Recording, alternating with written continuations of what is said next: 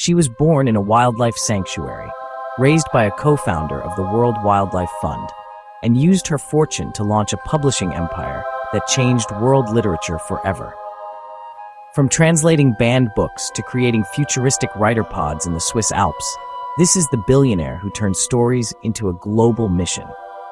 Born on November 5, 1954, in Basel, Switzerland, Vera Michalski-Hoffmann grew up at the Tour du Valat research facility, an isolated sanctuary for wildlife in the heart of the Camargue, founded by her father, Luc Hoffmann. This unusual upbringing was steeped in an ethos of communal living and ecological preservation, aligning with her father's pioneering conservation work. Luc Hoffmann, a co-founder of the World Wildlife Fund, was a dedicated zoologist and environmentalist whose vision shaped young Vera's values. The Tour du Valat became more than just a home. It was a living laboratory where she developed an acute awareness of interconnected ecosystems. Vera's mother, Daria Razumovsky, of Austrian and Russian descent, also influenced her by preserving stories of her heritage, which kindled Vera's passion for narratives and history. Educated at a private school her parents established, Vera's early years were marked by a unique education that incorporated environmental science and creative exploration. This upbringing gave her a rare lens through which to view the world, a vision she later infused into her ventures. Vera pursued further studies at the Graduate Institute of International and Development Studies in Geneva, where she explored political science with a focus on communist movements in France. However, her scholarly path took a pivotal turn after she met her future husband, Jan Michalski, a Polish student and fellow intellectual. Together, they recognized the power of literature to bridge East and West, setting the stage for a career that would soon intertwine her love of culture with her desire to foster understanding between disparate worlds. In 1986, Vera and Jan founded Éditions Noir sur Blanc, aiming to amplify Slavic voices often unheard in the West. Initially focused on Polish and Russian literature, they soon expanded to represent diverse authors across Eastern Europe, offering insights into complex social and political narratives that mainstream Western publishers often overlooked. Vera and Jan's vision grew into the Libella Group, a collective of publishing houses spread across Switzerland, France, and Poland. Under her leadership, Libella became a force that championed literary works which went beyond entertainment, resonating instead as testaments to historical and cultural memory. With houses like Boucher Chastel and Éditions Phoebus under the Libella umbrella, Michalski brought contemporary Western European voices alongside Eastern European writers, fostering dialogue across borders. This venture wasn't just a business, it was a cultural mission. Vera's privilege of substantial family wealth enabled her to take publishing risks, supporting niche authors whose work might not be commercially viable, but carried artistic or intellectual merit. Yet, her ethos was always to operate Libella with the tenacity of a traditional business. Profitability was as much a goal as artistic integrity, showing that financial backing and cultural vision could coalesce into a thriving enterprise. After Jan's untimely passing in 2002, Vera established the Jan Michalski Foundation in his memory, located in Montricher, Switzerland.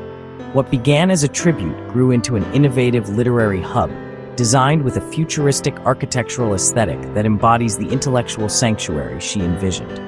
At its core are writers' houses, cabins by international architects suspended above the ground, offering writers and translators a peaceful haven to concentrate on their craft. The foundation also administers the Jan Michalski Prize for Literature, awarded annually to exceptional works from any genre or language. With a cash prize and an art piece curated by Vera herself, the award's intention is to celebrate works that encapsulate a deep exploration of the human condition.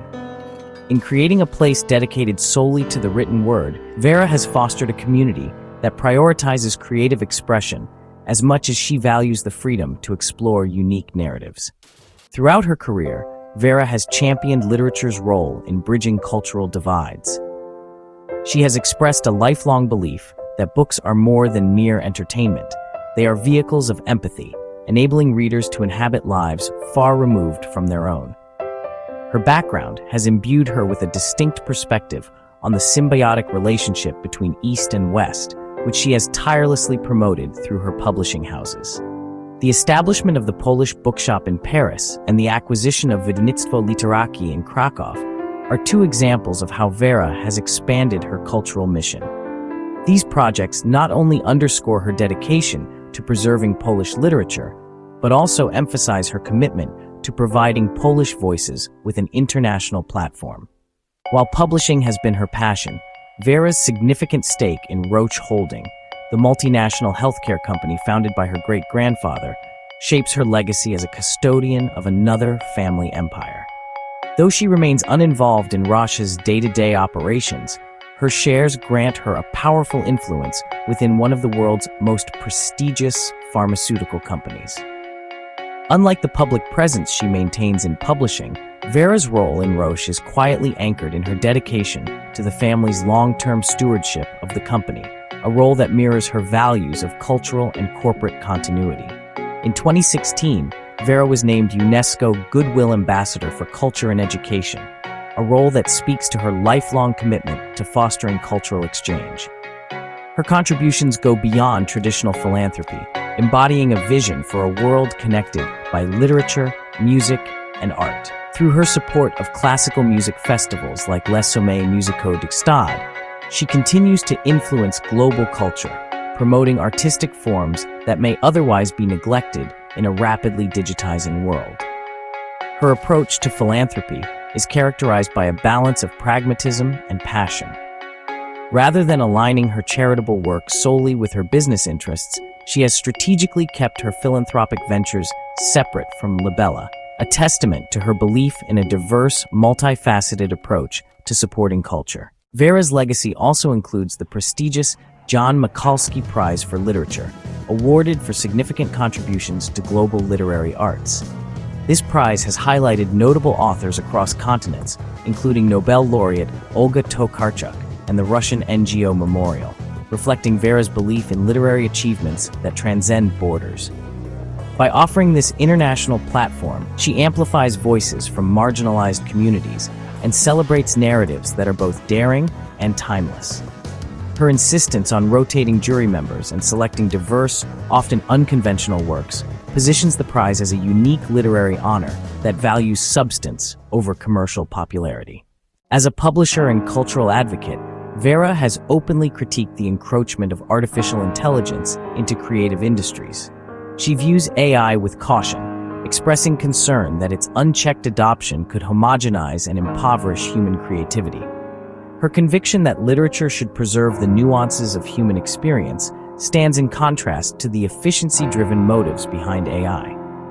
Vera's resistance to AI reflects her broader philosophy of culture as a space where the human touch remains irreplaceable. In addition to her philosophical concerns, she actively resists AI-generated content in her work, championing the irreplaceable role of the human translator. Her stance highlights her belief that literary translation is not merely a mechanical process, but an art requiring intuition, empathy, and cultural sensitivity, qualities that AI as it stands cannot replicate. Despite her considerable influence, Vera remains grounded and resolute in her mission.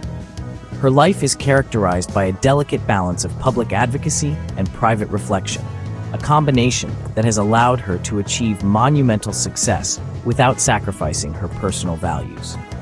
Her accomplishments have earned her numerous accolades, including Officer of the Order of Merit of the Republic of Poland and the Knight of the Order of Arts and Letters of the French Republic, affirming her status as a cultural powerhouse with global reach. Today, Vera Michalski-Hoffmann's legacy lies not only in the institutions she has built, but in the philosophies she embodies. She has championed a world where literature serves as a bridge between disparate voices, and where art and empathy are placed above profit. Her legacy as the architect of words and vision is not merely about the books she has published, but the connections she has fostered. Connections that will continue to shape the literary world for generations to come.